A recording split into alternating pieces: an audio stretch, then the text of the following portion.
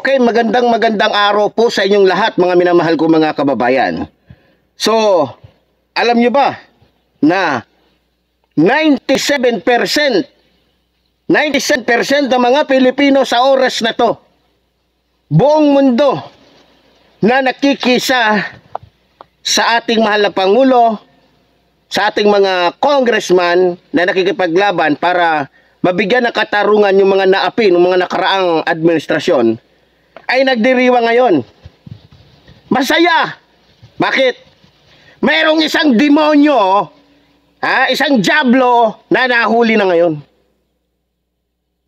Isang taong berdugo, isang taong walang awa, isang taong walang respeto sa Diyos, isang taong walang respeto sa batas, isang taong walang respeto sa kanyang kapwa-tao na walang iba kundi si Digongyo. Hawak na ng PNP. Hawak na ng PNP yung Lord of Lords na mga drug lords. Hawak na ng PNP o Philippine National Police yung kasabwat ng China. Yung taong nang bugaw sa bansa natin para maging taguan na mga walang ya, mga gago, mga demonyong mga Chino. Ngayon, napanood yung palabas, nagtatanong yung walang ya, gago, si Raulong, si Digongyo. Ano ba daw ang kasalanan niya? Nagtanong! Ang ganda ng tanong. Natutuwa ako sa tanong mo, Digongyo. Natutuwa ako kasi nagtatanong ka, ano ba ang kasalanan mo? Ngayon, kung hindi mo alam kang diputa ka, ikaw demonyo ka, ikaw diablo ka, pumatay ka lang naman. Nagpapatay ka lang naman ng mga inosenteng tao na mahigit 29,000 maliban doon sa 1,000 totoong nagdadrugs.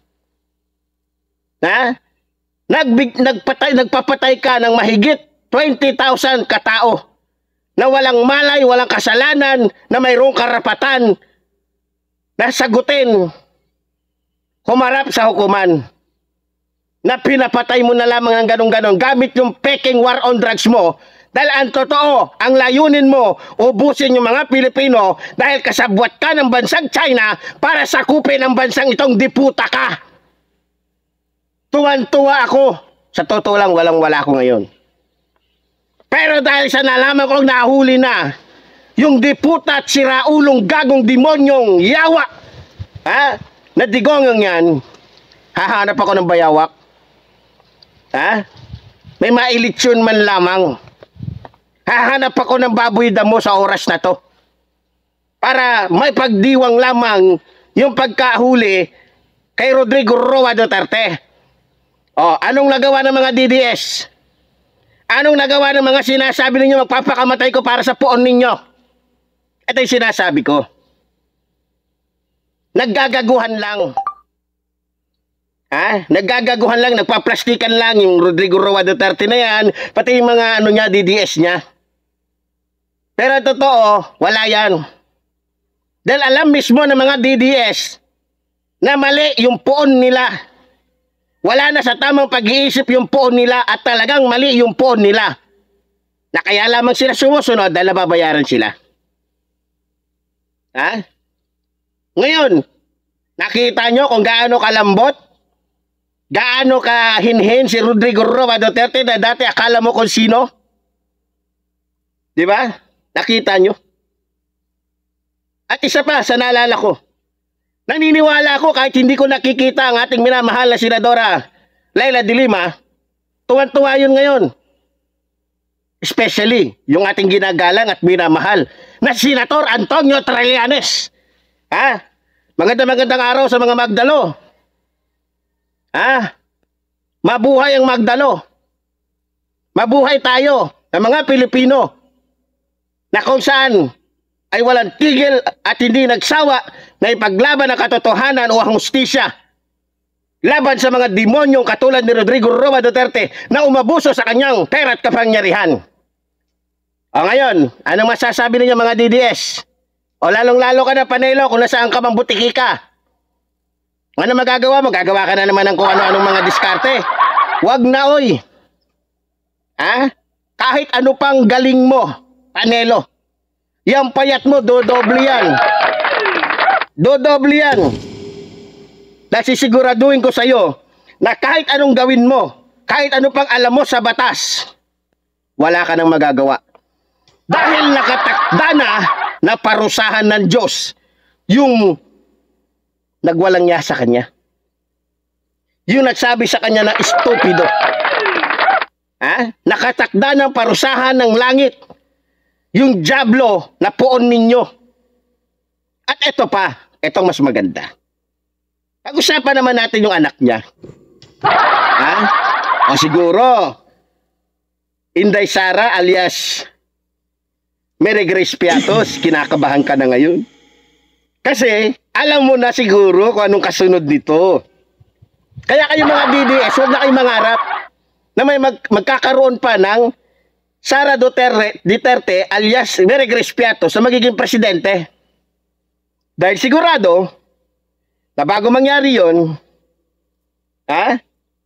wala na, nabubulok na sa kulungan si Sara Duterte alias Mary Grace Piatos na batikang magnanakaw sa pera ng taong bayan. O ngayon, ano na naman sasabihin ng mga vlogger? O Bayad Bay, Coach Bully, Boss Dada TV, ano sasabihin nyo na naman? Hindi tama. Ibig sabihin, mas tama yung pumatay ng mahigit 20,000 katao na hindi dinadaan sa proseso? Ano ang tama? Ang hulihin si Rodrigo Roa Duterte para sagutin yung mga katanungan na dapat niya sagutin, na ayaw niya sagutin dito sa bansa sapagkat may impluwensya siya kaya walang magawa ang ating bansa? O yung, alam mo na, diba? Sa totoo lang, Luzon, Visayas, Mindanao, sa oras na ito ay nagdiriwang sapagkat nalalaman ko at alam nyo rin na naging biktima ni Rodrigo Roa Duterte ngayon ay nagdiriwang. Nagdiriwang ngayon yung mga dugo na sumisigaw ng katarungan. Nagdiriwang ngayon yung mga taong pinapatay ni Rodrigo Roa Duterte. Dahil alam nila na ito na yung oras at pagkakataon na mapapanagot si Rodrigo Roa Duterte ng ating hukuman o ng hustisya. Ngayon, Sara Duterte, kayo, Bato at Bongo, kung ako sa inyo, mag-prepare na kayo. Mamaalam na kayo sa mga dapat ninyo pamaalaman. Dahil, baka isang araw, kayo naman ang susunod. Lalong-lalo ka na, Bato de la Rosa, tandaan mo, kung yung poon mo, hindi nakaligtas sa ICC, ikaw pa kaya? Lalong-lalo ka na, Bongo. Kung yung poon mo, na hinihimuran mo ng puwet, na hiniheli mo, pinapaliguan mo, ay hindi pinatawad ng ICC o ng hukuman o ng hustisya, ikaw pa kaya? Kaya wag ka nang magbait-baitan, Bongo. Dahil alam ng mga tao na ikaw isang gago, na kampon ng isang demonyo, na kung saan pinapakadyos mong tarantado ka. Kayong mga DDS, kawawa naman kayo. Ano na naman gagawin ninyo? Magrarari-rari kayo. Mga putang ina ninyo. Ito na yung sinasabi ko. Hindi lahat ng panahon ay sa inyo. Sa loob ng 6 na taon na mayagpag yung amo ninyo sa pagiging demonyo, sa pagiging walang niya, sa pagiging diablo, pues, eto na yung panahon. Putol na ang sungay at buntot ng amo ninyong mukhang unggoy. Na katulad ninyo, na mga tarser. Naglalakihan lang yung mga mata ninyo pero bulag kayo. Sa katotohanan, naglalakihan lang yung mga tenga ninyo katulad ng tarser. Pero mga bingi kayo sa katotohanan. Yan ang katotohanan. Ngayon, Mary Grace Piatos, kamusta ka na? Alam ko, nanginginig ka at galit ka kasi wala kang nagawa. Pero isa lang ang masasabi ko sa iyo, Sara, maghanda ka na dahil isusunod ka na. Alalahanin mo ang mga kasalanan mo, pananakot mo sa aming Pangulo. O, Mary Grace Piatos, alam ko, lungkot na lungkot ka. Paano ba naman kasi? Ang yabang ng tatay mong si Raulo. Ha? Anong sabi niya doon sa camera? Baka mamatay na lang siya, hindi pa siya ma-aresto ng ICC. Pues, eto na. Sa kayabangan ng tatay mo't naghahamon sa ICC. Eto ang resulta, mga putang ina ninyo. Mga tarantado kayo.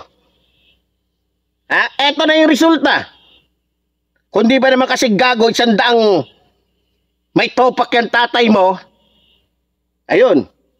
Ngayon, lusutan nyo. Pero isa lang ang sasabihin ko sa'yo, Inday Sara Bulate, alias Mary Grace Piatos.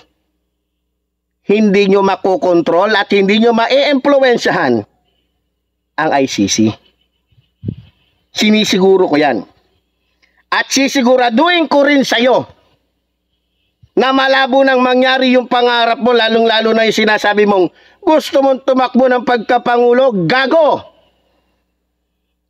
Ayaw ng mga Pilipino na maging pangulo ka. Dahil kitang-kita naman na bangag ka katulad ng tatay mo. May sayad ka rin sa utak katulad ng tatay mo. Ayaw ng mga Pilipino. Gising na yung mga Pilipino o karamihan sa mga Pilipino maliban na lang sa mga nauuto mo, sa mga nababayaran mo. Pero karamihan sa mga Pilipino, alam na kung ano at sino ka. Isa kang magnanakaw, na mas malala pa sa tatay mo. Kaya ayaw ng Pilipino na maupo ka. Bakit? Alam namin na mas lalala ang kahirapan ng bansang ito kung merong Mary Grace Piatos na katulad mo. Kaya, sorry. Hindi ipapahintulot ng Diyos na magkaroon ng bansang ito ng isa pang Duterte na gagamitin lamang ang kapangyarihan para sa kanyang sarili, para lamang tulungan ng ibang bansa para sakupin ang bansang ito. Gago! Etong napala ninyo. Alam nyo, inuulan po ng text message ang aking cellphone ngayon. Inot ko na lang. Dahil sa dami na nagbalita sa akin, dahil sa daming natutuwa, lalong-lalo na yung mga naapi ni Rodrigo Roa Duterte. Minaliit ni Rodrigo Roa Duterte ang kamera. Ngayon, ano ka? Anong say mo, Rodrigo Roa Duterte, sa kayang gawin ng gobyerno sa'yo? Akala mo mananatili ka pa ring hari? Akala mo mananatili ka pa ring makapangyarihan higit kanino man, maging sa hukuman? Kung noon nagagawa mong takutin ang lahat, pues ngayon, takutin mo yung lela mong panot. Rodrigo Roa Duterte, putang ina mo ka. Pasalamat ka, mabait ang gobyernong ito. Naalala mo yung sinabi mo? Yung mga kriminal, wag na pakainin niya, patayin na yan, putang ina mo ka. Pasalamat ka. Hindi kasing gunggong, hindi kasing sama, hindi kasing berdugo. Yung pag-uutak namin Pangulo, ng katulad mo. Pasalamat ka, napakabait ng Pangulo namin. Ayan, pinapakain ka pa. Balita ko, pinapakain ka ng maayos. Inaalagaan ka pang kriminal ka, demonyo ka.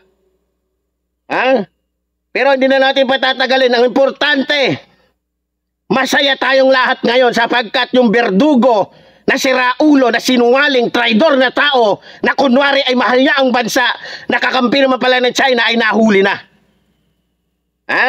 Kaya sa araw na to, kasama nyo ako, kasama nyo kaming mga vloggers na nakikipaglaban para sa ating mga Pilipino, lalo na sa ating mahal na Pangulo. Kasama nyo kami nagdiriwang ngayon. Sapagkat yung demonyo at si Raulong gago na katulad ni Rodrigo Roa Duterte ay hawak na ng batas. At sigurado ko, Bato de la Rosa, baka naman, huwag kumpiyansa boy. Madali ka makilala kasi kalbo ka. Ikaw lang nagbubukod tanging senador na kalbo. Wala nang iba.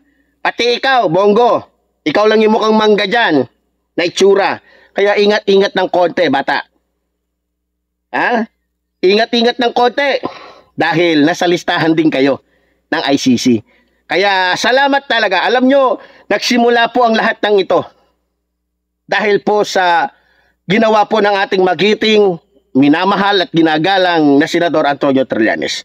Mabuhay si Senador Antonio Trillanes sapagkat hindi na sayang yung kanyang pakikipaglaban para sa katarungan, para sa ating bansa at para sa katotohanan.